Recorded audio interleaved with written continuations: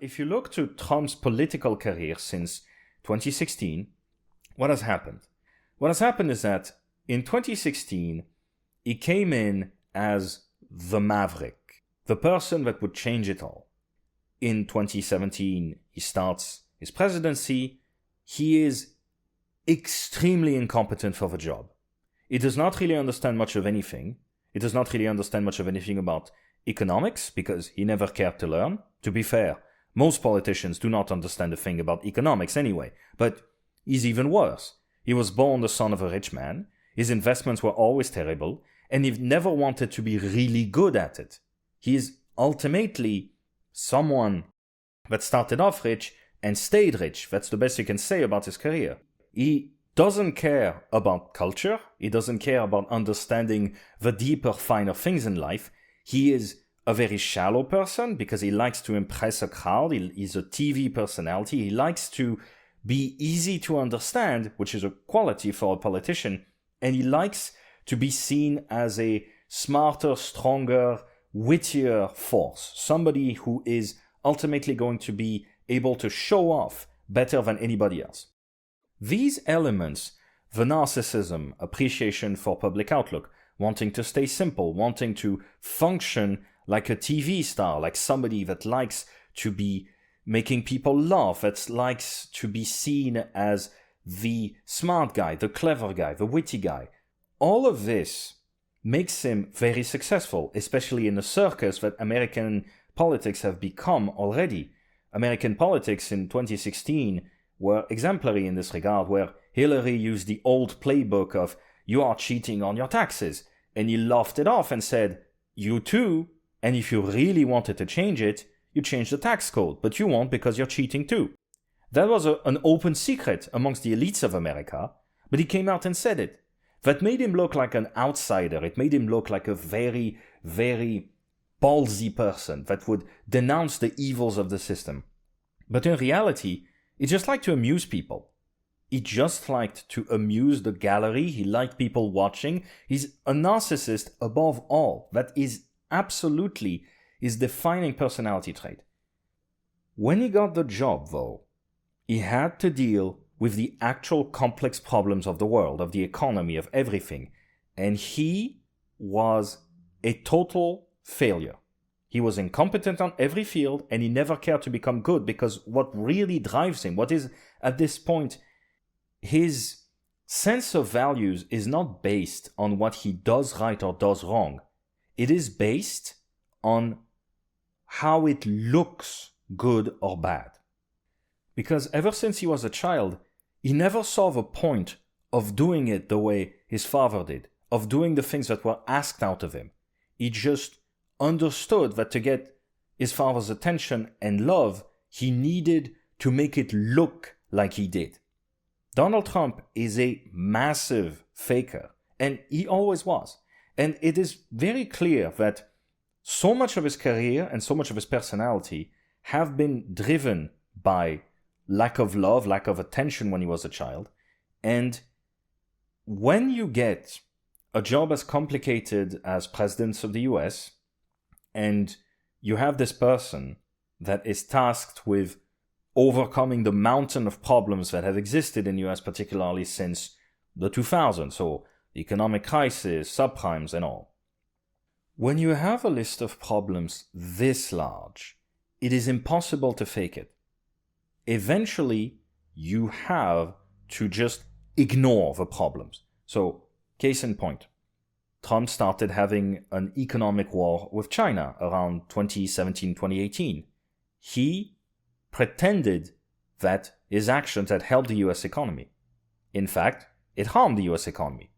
The investments that were supposed to be made were never made, and the tariffs, taxes, whatever decisions he made back in the day, they were supposed to help the economy, and they didn't. He completely ignored that. This is something that every politician does, so, nothing new. But the problem with Trump is that it went beyond just ignoring the problems and pretending that your policies had worked. He needed to fake even harder. He needed to boast even louder. And you have to understand this kind of vicious cycle that it creates. You have someone that doesn't know the job, is not competent for the job, and deep down does not even understand the point of becoming competent for the job, because in his mind, it's only about looking competent. Then his bad actions get him into minor trouble because he's still the president. Nobody is going to tell him, you fucked up, you're terrible. But it does add pressure onto him. As the pressure rises, he needs to fake even more. He needs to boast even more. He needs to get even louder. He needs to fake it forevermore. So failure breeds faking, which leads to more failure, more building up fakes to cover for the extra failures, which breed even more failure, and so on and so forth. This is not just a political problem. This is a psychological problem. Trump is someone who deep down feels the need to always look good. This is what makes him so good in debates, because he never admits that he's wrong. He always deflects blame on someone else. He will never, ever admit that he's wrong. And people might think this is a debate tactic. No, it is pure narcissistic wounding. He is fragile inside, so he needs to fake success at everything. When in 2020 he got ousted, he spent the next 4 years having the deep state chase him around and try to send him essentially to jail. This is something that deeply painted his psychology again, because as far as he was concerned, and this is something that is mostly true, throughout his presidency, he played by the rules. He did what he was told to do. He followed up the guidelines. He did what his advisors told him to do. He might have complained about it. He might have mocked them, laughed at it, but he did it anyway. And they had him ousted in 2020, and he kept being hounded all the way to however many lawsuits, countless attacks in the press, the entirety of the media system against him. And to be fair, if he was not a professional faker, a professional liar, if he was not somebody that was deeply wounded deep down, that would not have, let's say, the mental reflex of always fighting back, of always deflecting, of always rejecting responsibility, of always faking himself as a brilliant leader, he would not have survived. Because he was such a narcissist, he managed to overcome the adversity and come back in 2024 and win. But in 2024, 2 things happened. One, there was the murder attempt, which very clearly made him understand that he was a target in every way possible, not just with lies. And 2, and that's very important, he learned that the people that had been advising him between 2016 and 2020, that sometimes made him do things that he understood it was probably not a good thing to do, but he did it anyway because he didn't know any better. The people he more or less trusted, they betrayed him. Between 2020 and 2024, they did everything to get rid of him. They did everything to ignore his calls, to pretend that he didn't exist at best, or at worst, they were giving testimonies against him, they were banding together to get rid of him. The deep state system essentially did everything to get him out of their hair forever. He took 4 years of constant attacks, including from people he once trusted. And for somebody deep down that is very fragile emotionally, that is completely narcissism driven, this is particularly painful because he doesn't trust people, he doesn't trust anyone, he sees everyone as someone that's going to try to humiliate him, as someone that's going to try to take him down, because it is common amongst all narcissists.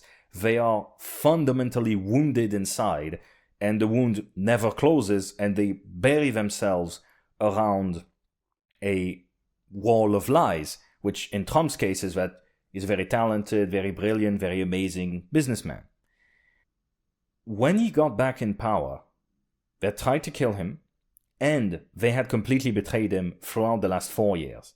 And it is very obvious, both from his administration composition and from his attitude, that when he got back to power, he had no intention of listening to anyone's advice at all. He didn't want to listen to anyone, he didn't want to care for anyone, he didn't want to hear about anyone. He was going to run the United States himself. The problem is he's still just as incompetent as he was in 2020. He still does not understand the economy. He still does not understand the geopolitical problems he's facing. He still does not understand military matters. He doesn't understand anything because he never cared to understand. He cared to make it look as if he did. His entire team, the administration, the Kash Patels, Lutnick, Besant, Hegseth, and so on and so forth, almost down to the last one, are people that were not selected on the basis of being competent or on the basis of having a lot of experience. Because that's the people he trusted the first time and they betrayed him. He picked people who said to him, yes, whenever he, one way or another, said, I'm amazing. He picked people not based on whether they were competent or not, but based on whether they satisfied his narcissism, on whether they gave him the positive reinforcement he needs at all times to function. This is important to understand because it's a mix of narcissism, sort of internal wounding that needs constant protection, but it's also the fact that he was objectively betrayed. He now evaluates the people around him, not just his advisors, everyone. He evaluates the people around him based on whether they reinforce his image of being a strong, capable, amazing guy or not.